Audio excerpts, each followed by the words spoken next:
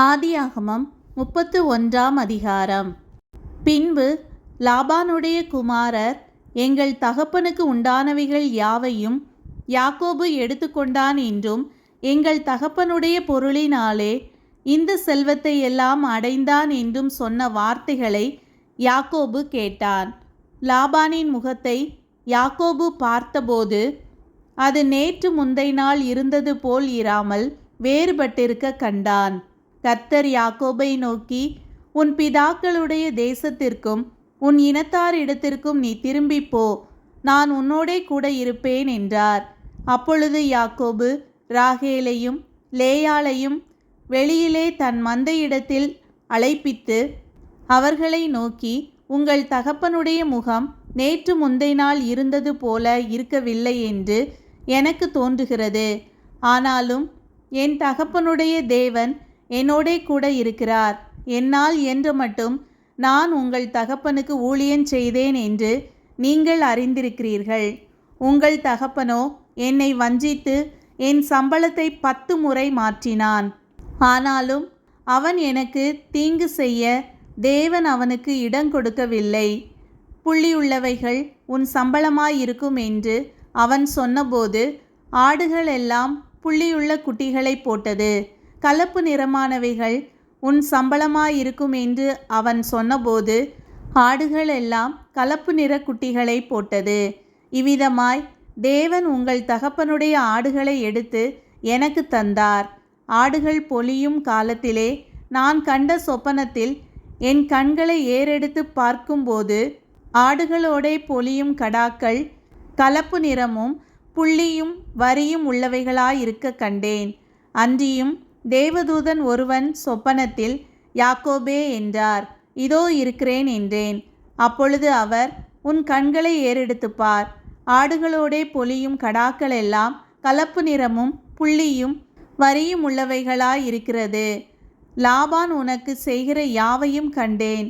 நீ தூணுக்கு அபிஷேகம் செய்து எனக்கு ஒரு பொருத்தனையை பண்ணின பெத்தேலிலே உனக்கு தரிசனமான தேவன் நானே. இப்பொழுது நீ எழுந்து இந்த தேசத்தை விட்டு புறப்பட்டு உன் இனத்தார் இருக்கிற தேசத்திற்கு திரும்பி போய் என்று சொன்னார் என்றான். அதற்கு ராகேலும் லேயாளும், எங்கள் தகப்பன் வீட்டிலே இனி எங்களுக்கு பங்கும் சுதந்திரமும் உண்டோ? அவரால் நாங்கள் அந்நியராய் எண்ணப்படவில்லையா? அவர் எங்களை விற்று எங்கள் பணத்தையும் வாயிலே போட்டு கொண்டார். ஆகையால் தேவன் எங்கள் தகப்பன் இடத்திலிருந்து எடுத்த ஐஸ்வர்யம் எல்லாம் நமக்கும் நம்முடைய பிள்ளைகளுக்கும் உரியது. இப்படி இருக்க தேவன் உமக்கு சொன்னபடியெல்லாம் செய்யும் என்றார்கள். அப்பொழுது யாக்கோபு எழுந்து தன் பிள்ளைகளையும் தன் மனைவிகளையும் ஒட்டகங்கள் மேல் ஏற்றி தான் பதான் அராமிலே சம்பாதித்த மிருக ஜீவன்களாகிய மந்தைகள் அனைத்தையும் தன் பொருள்கள் எல்லாவற்றையும் எடுத்துக்கொண்டு கானான் தேசத்தில் இருக்கிற தன் தகப்பனாகிய ஈசாக்கினிடத்துக்கு போக புறப்பட்டான். லாபான் தன் ஆடுகளை மயிர் கத்தரிக்கப் போயிருந்தான். அந்த சமயத்திலே ராகேல் தன் தகப்பனுடைய சுரூபங்களை திருடிக் கொண்டாள். யாக்கோபு தான் ஓடி போகிறதை சீரியனாகிய லாபானுக்கு அறிவியாமல் திருட்டளவாய் போய்விட்டான். இப்படியே அவன் தனக்கு உண்டானவைகளை எல்லாம் எடுத்துக்கொண்டு ஆற்றை கடந்து கீலேயாத் மலையை நோக்கி ஓடிப்போனான். யாக்கோபு ஓடிப்போனது 3ஆம் நாளிலே லாபானுக்கு அறிவிக்கப்பட்டது. அப்பொழுது அவன் தன் சகோதரரை கூட்டிக் கொண்டு 7 நாள் பிரயாண பரியந்தம் அவனை தொடர்ந்து போய் கீலேயாத் மலையிலே அவனை கண்டுபிடித்தான். அன்று ராத்திரி தேவன் சீரியா தேசத்தான் ஆகிய லாபானுக்கு சொப்பனத்தில் தோன்றி, நீ யாக்கோபோடே நன்மையே அன்றி தீமை ஒன்றும் பேசாதபடிக்கு எச்சரிக்கையாயிரு என்றார். லாபான் யாக்கோபின் இடத்தில் வந்தான். யாக்கோபு மலையிலே தன் கூடாரத்தை போட்டிருந்தான். லாபானும் தன் சகோதரரோடே கூட கீலேயாத் மலையிலே கூடாரம் போட்டான். அப்பொழுது லாபான் யாக்கோபை நோக்கி, நீ திருட்டளவாய் புறப்பட்டு என் குமாரத்திகளை யுத்தத்தில் பிடித்த சிறைகளைப் போல கொண்டு வந்தது என்ன செய்கை? நீ ஓடிப்போவதை மறைத்து எனக்கு அறிவியாமல் திருட்டளவாய் என்னிடத்திலிருந்து வந்துவிட்டது என்ன? நான் உன்னை சந்தோஷமாய் சங்கீதம், மேளதாளம், கின்னர முழக்கத்துடனே அனுப்புவேனே. என் பிள்ளைகளையும் என் குமாரத்திகளையும் நான் முத்தஞ்செய்ய விடாமல் போனதென்ன? இந்த செய்கையை நீ மதியில்லாமல் செய்தாய். உங்களுக்கு பொல்லாப்பு செய்ய எனக்கு வல்லமை உண்டு.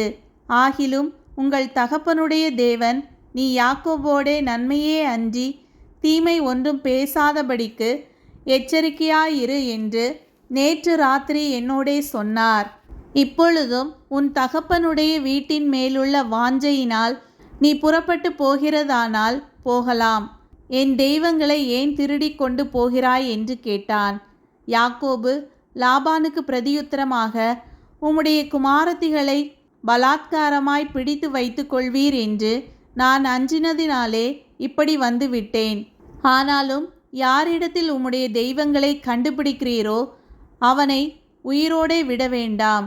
உம்முடைய பொருள்கள் ஏதாவது என் வசத்தில் உண்டானால் நீர் அதை நம்முடைய சகோதரருக்கு முன்பாக பரிசோதித்தறிந்து அதை எடுத்துக்கொள்ளும் என்றான். ராகேல் அவைகளை திருடிக் கொண்டு வந்ததை யாக்கோபு அறியாதிருந்தான். அப்பொழுது லாபான் யாக்கோபின் கூடாரத்திலும் லேயாளின் கூடாரத்திலும் 2 வேலைக்காரிகளின் கூடாரத்திலும் பிரவேசித்து பார்த்தும் ஒன்றும் கண்டுபிடிக்கவில்லை. பின்பு லேயாளின் கூடாரத்தை விட்டு ராகேலின் கூடாரத்துக்கு போனான். ராகேல் அந்த சுரூபங்களை எடுத்து ஒட்டகச்சேணத்தின் கீழ் வைத்து அதின்மேல் உட்கார்ந்திருந்தாள். லாபான் கூடாரம் எங்கும் தடவி பார்த்தும் அவைகளை கண்டுபிடிக்கவில்லை. அவள் தன் தகப்பனை நோக்கி, என் ஆண்டவனாகிய உமக்கு முன்பாக நான் எழுந்திராததை குறித்து கோபங்கொள்ள வேண்டாம். ஸ்திரீகளுக்குள்ள வழிபாடு எனக்கு உண்டாயிருக்கிறது என்றாள். அப்படியே அவன் அந்த சுரூபங்களை தேடியும் கண்டுபிடிக்கவில்லை. அப்பொழுது யாக்கோபுக்கு கோபம் எழும்பி லாபானோடே வாக்குவாதம் பண்ணி, நீர் என்னை இவ்வளவு உக்கிரமாய் தொடர்ந்து வரும்படிக்கு நான் செய்த தப்பிதம் என்ன? நான் செய்த துரோகம் என்ன?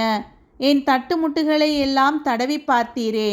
உம்முடைய வீட்டு தட்டுமுட்டுகளில் என்னத்தை கண்டுபிடித்தீர்?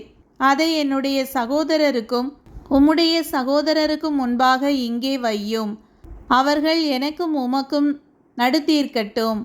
இந்த 20 வருஷ காலமாய் நான் உம்மிடத்தில் இருந்தேன். உம்முடைய செம்மறியாடுகளும் வெள்ளாடுகளும் சினை அழியவில்லை. உம்முடைய மந்தையின் கடாக்களை நான் தின்னவில்லை. பீருண்டதை நான் உம்மிடத்துக்கு கொண்டு வராமல் அதற்காக நான் உத்தரவாதம் பண்ணினேன். பகலில் களவு போனதையும் இரவில் களவு போனதையும் என் கையில் கேட்டு வாங்கினீர். பகலிலே வெயிலும் இரவிலே குளிரும் என்னை பட்சித்தது. நித்திரை என் கண்களுக்கு தூரமாயிருந்தது. இவ்விதமாய் பாடுபட்டேன். இந்த 20 வருஷ காலம் உம்முடைய வீட்டிலே இருந்தேன்.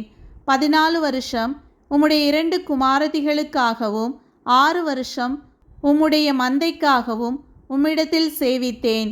10 முறை என் சம்பளத்தை மாற்றினீர். என் பிதாவின் தேவனாகிய ஆபிரகாமின் தேவனும் ஈசாக்கின் பயபக்திக்குரியவரும் என்னோடு இராமற் போனால் நீர் இப்பொழுது என்னை வெறுமையாய் அனுப்பிவிட்டிருப்பீர். தேவன் என் சிறுமையையும் என் கை பிரயாசத்தையும் பார்த்து நேற்று ராத்திரி உம்மை கடிந்து கொண்டார் என்று சொன்னான். அப்பொழுது லாபான் யாக்கோபுக்கு பிரதியுத்தரமாக, இந்த குமாரத்திகள் என் குமாரத்திகள், இந்த பிள்ளைகள் என் பிள்ளைகள், இந்த மந்தை என் மந்தை, நீ காண்கிற யாவும் என்னுடையவைகள்.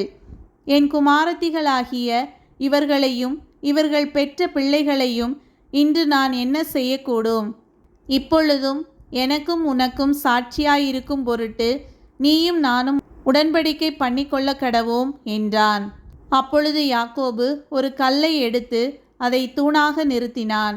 பின்னும் யாக்கோபு தன் சகோதரரை பார்த்து, கற்களை குவியலாக சேருங்கள் என்றான். அவர்கள் கற்களை எடுத்துக்கொண்டு வந்து ஒரு குவியலாக்கி அந்த குவியலின் மேல் போஜனம் பண்ணினார்கள். லாபான் அதற்கு ஜெகர்சகதூதா என்று பெயரிட்டான். யாக்கோபு அதற்கு கலயத் என்று பெயரிட்டான். இந்த குவியல் இன்று எனக்கும் உனக்கும் சாட்சி என்று லாபான் சொன்னபடியினாலே அதன் பேர் கலயத் எனப்பட்டது.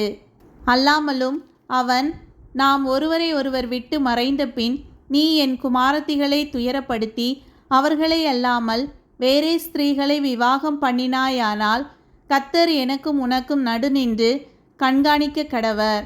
நம்முடனே ஒருவரும் இல்லை.